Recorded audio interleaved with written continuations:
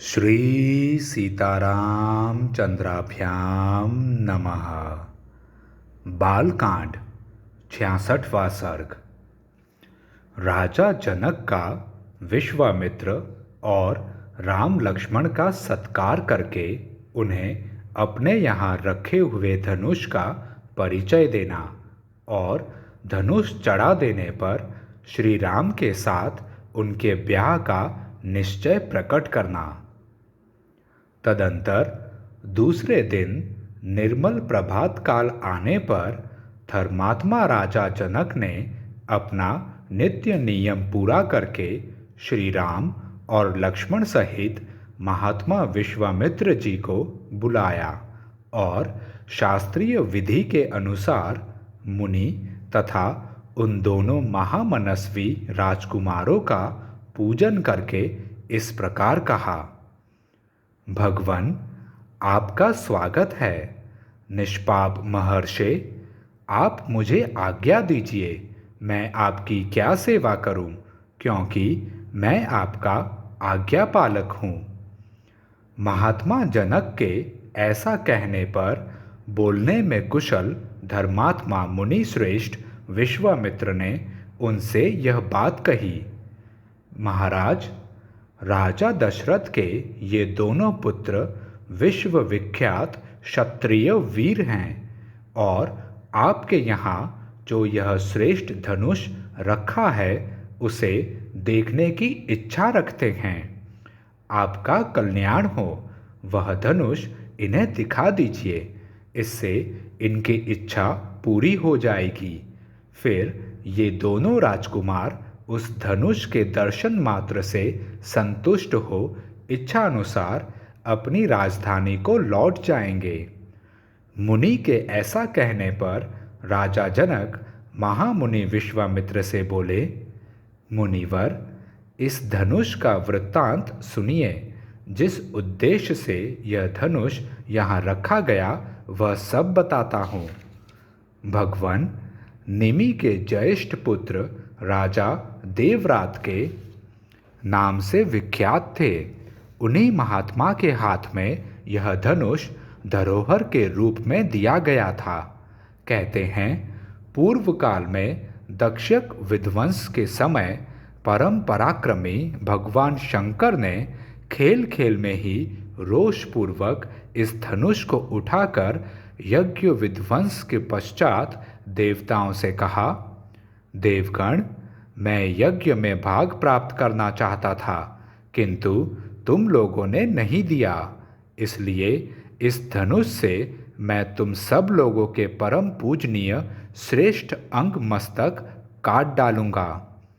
मुनि श्रेष्ठ, यह सुनकर संपूर्ण देवता उदास हो गए और स्तुति के द्वारा देवाधिदेव महादेव जी को प्रसन्न करने लगे।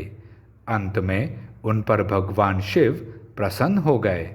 प्रसन्न होकर उन्होंने उन सब महामनस्वी देवताओं को यह धनुष अर्पण कर दिया। वही यह देवाधिदेव महात्मा भगवान शंकर का धनुष रत्न है, जो मेरे पूर्वज महाराज देवरात के पास धरोहर के रूप में रखा गया था। एक दिन मैं यज्ञ के लिए भूमि शोधन करते समय खेत में हल चला रहा था। उसी समय हल के अग्रभाग से जोती गई भूमि से एक कन्या प्रकट हुई। सीता से उत्पन्न होने के कारण उसका नाम सीता रखा गया। पृथ्वी से प्रकट हुई वह मेरी कन्या क्रमशः बढ़कर सयानी हुई। अपनी इस अयोनिजा कन्या के विषय में मैंने यह निश्चय किया कि जो अपने पराक्रम से इस धनुष को चढ़ा देगा, उसी के साथ मैं इसका ब्याह करूँगा। इस तरह इसे वीर्यशुल्का बनाकर अपने घर में रख छोड़ा है। मुनि श्रेष्ठ, भूतल से प्रकट होकर दिनों दिन बढ़ने वाली मेरी पुत्री सीता को कई राजाओं ने यहाँ आकर मांगा, परंतु भगवान, कन्या का वरण करने वाले उन सभी राजाओं को मैंने यह बता दिया कि मेरी कन्या वीर्यशुल्का है। उचित पराक्रम प्रकट करने पर ही कोई पुरुष उसके साथ विवाह करने का अधिकारी हो सकता है। यही कारण है कि मैंने आज तक किसी को अपनी कन्या नहीं दी। मुनि पुंगव, तब सभी राजा मिलकर मिथिला में आए और पूछने लगे कि राजकुमारी सीता को प्राप्त करने के लिए कौन सा पराक्रम निश्चित किया गया है। मैंने पराक्रम की जिज्ञासा करने वाले उन राजाओं के सामने यह शिव जी का धनुष रख दिया, परंतु वे लोग इसे उठाने या हिलाने में भी समर्थ न हो सके। महामुने, उन पराक्रमी नरेशों की शक्ति बहुत थोड़ी जानकर मैंने उन्हें कन्या देने से इनकार कर दिया। तपोधन, इसके बाद जो घटना घटी उसे भी आप सुन लीजिए। मुनि प्रवर, मेरे इनकार करने पर ये सब राजा अत्यंत कुपित हो उठे और अपने पराक्रम के विषय में संशयापन्न हो मिथिला को चारों ओर से घेर कर खड़े हो गए। मेरे द्वारा अपना तिरस्कार हुआ मानकर उन श्रेष्ठ नरेशों ने अत्यंत रुष्ट हो मिथिलापुरी को सब ओर से पीड़ा देना प्रारंभ कर दिया। मुनि श्रेष्ठ, पूरे 1 वर्ष तक वे घेरा डाले रहे। इस बीच में युद्ध के सारे साधन क्षीण हो गए। इससे मुझे बड़ा दुख हुआ। तब मैंने तपस्या के द्वारा समस्त देवताओं को प्रसन्न करने की चेष्टा की। देवता बहुत प्रसन्न हुए और उन्होंने मुझे चतुरंगिणी सेना प्रदान की। फिर तो हमारे सैनिकों की मार खाकर वे सभी पापाचारी राजा जो बलहीन थे अथवा जिनके बलवान होने में संदेह था, मंत्रियों सहित भागकर विभिन्न दिशाओं में चले गए।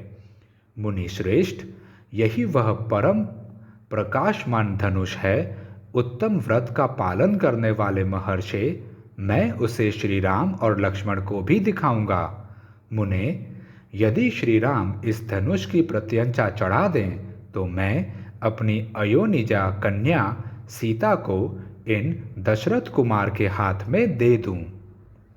इस प्रकार श्री वाल्मीकि निर्मित आर्ष रामायण आदि काव्य के बालकांड में 66वां सर्ग पूरा हुआ। जय श्री राम।